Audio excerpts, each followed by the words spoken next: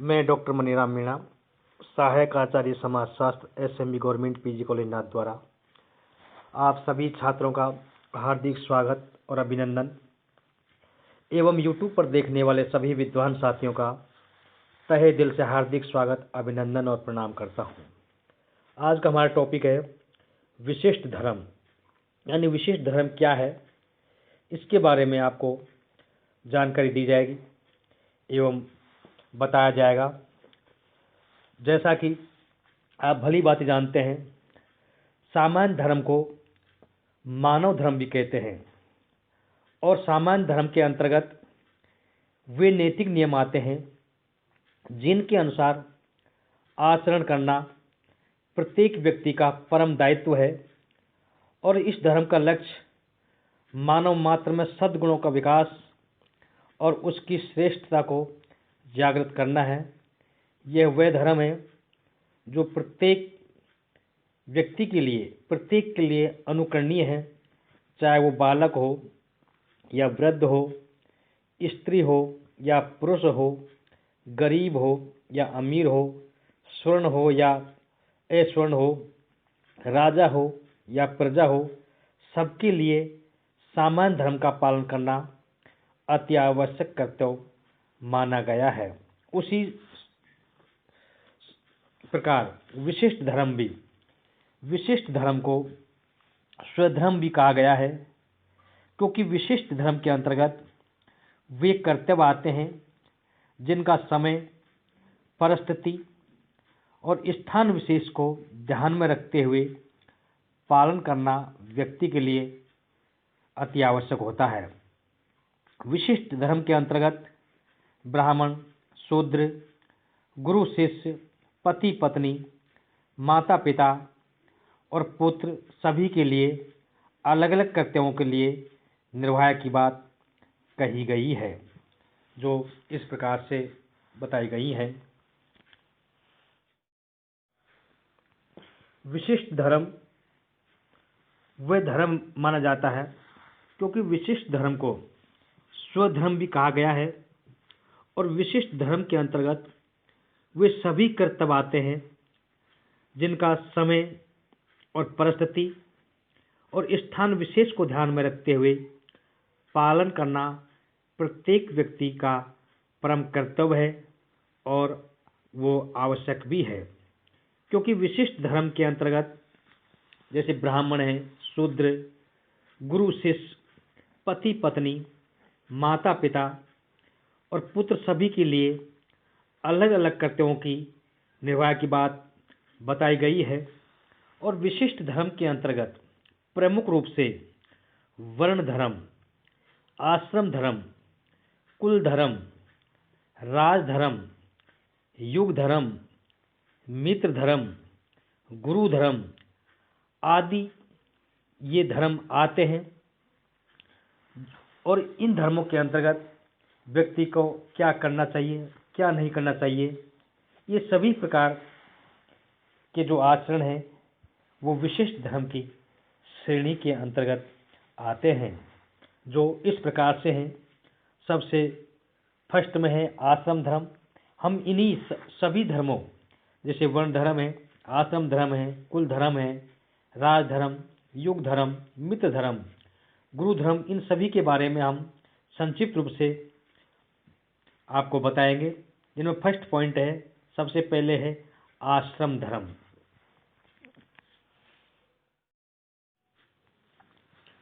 विशिष्ट धर्म का सबसे फर्स्ट धर्म है आश्रम धर्म।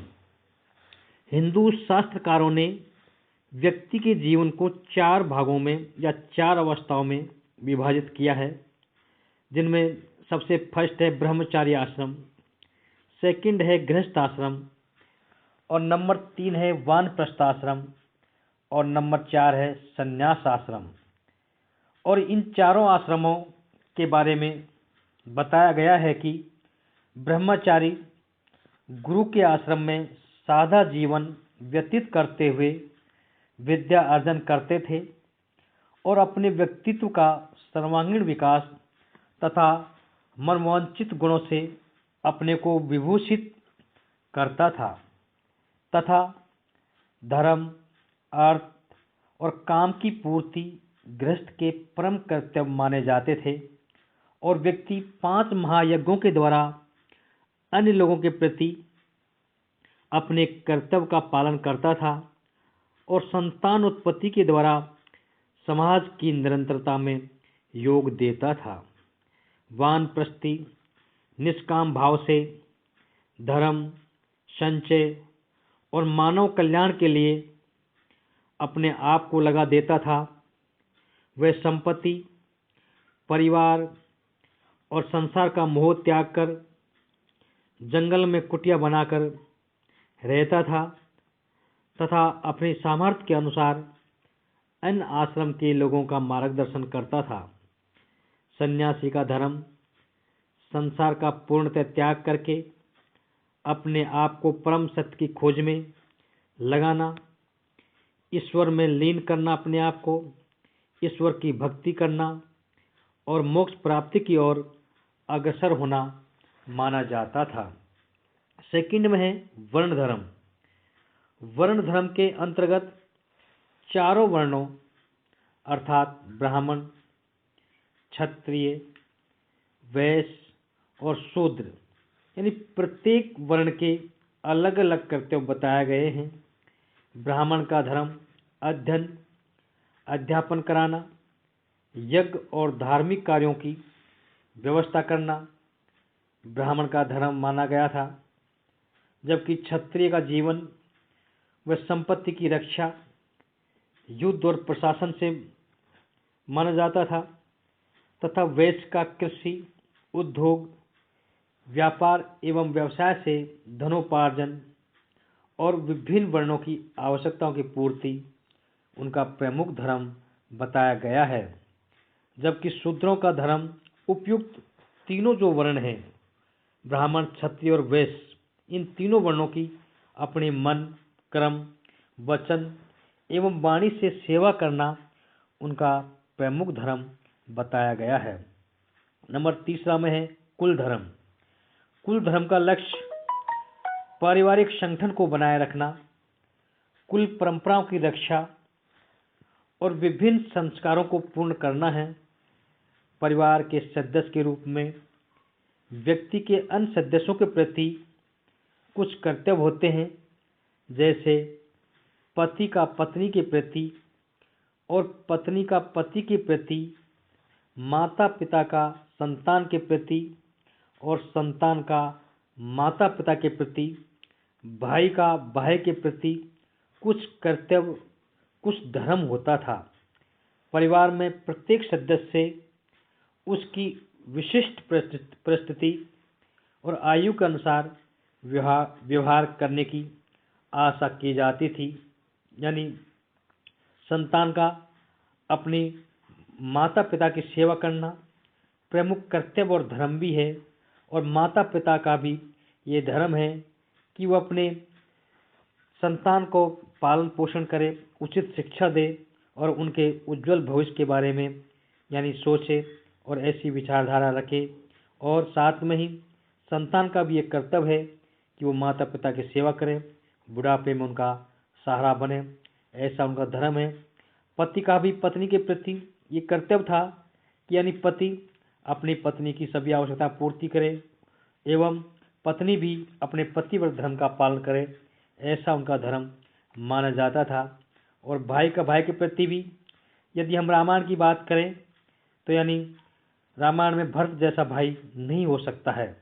यानी भाई भाई के लिए यानी आदर और सम्मान के रूप में अपना प्रमुख धर्म माना जाता था। इस प्रकार से कुल धर्म, ये सभी धर्म इसके अंतर्गत बताए गए हैं। नेक्स्ट पॉइंट है नंबर 4, राजधर्म। राजधर्म के अंतर्गत